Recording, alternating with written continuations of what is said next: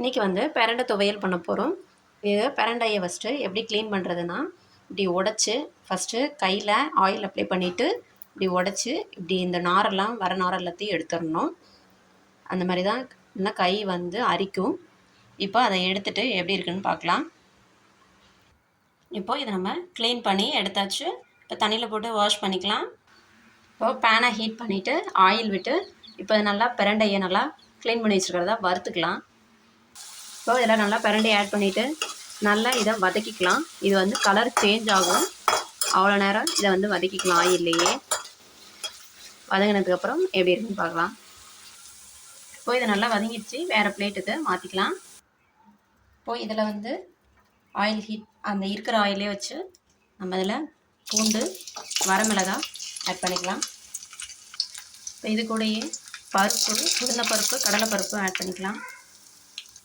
இப்போ இது கூட ஒரு 4 சின்ன வெங்காயம் ஆட் பண்ணிக்கலாம். இது நல்லா வறுபட்டதும்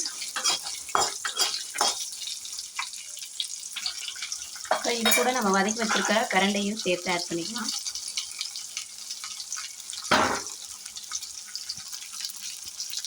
இப்போ இது கூட கொஞ்சமாக தேங்காய் பல் இதையும் ஆட் பண்ணிவிட்டு இது நல்லா வதக்கிக்கலாம். லைட்டாக தேங்காய் வதங்குற அளவுக்கு தான். ஏற்கனவே பிரண்டையை வந்து வதக்கியாச்சு. லைட்டாக தேங்காய் மட்டும் வதங்கட்டும்.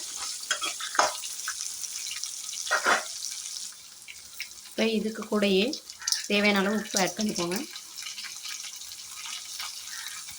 அவ்வளோதாங்க, வதக்கியாச்சு. இப்போ இது வந்து ஆறட்டும்.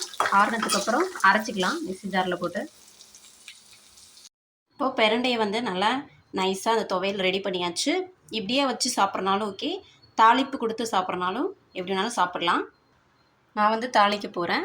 தாளிக்கிறதுக்கு எண்ணெய் ஊற்றி கடுகு போட்டுக்கலாம். கடுகு பொரிஞ்சதும்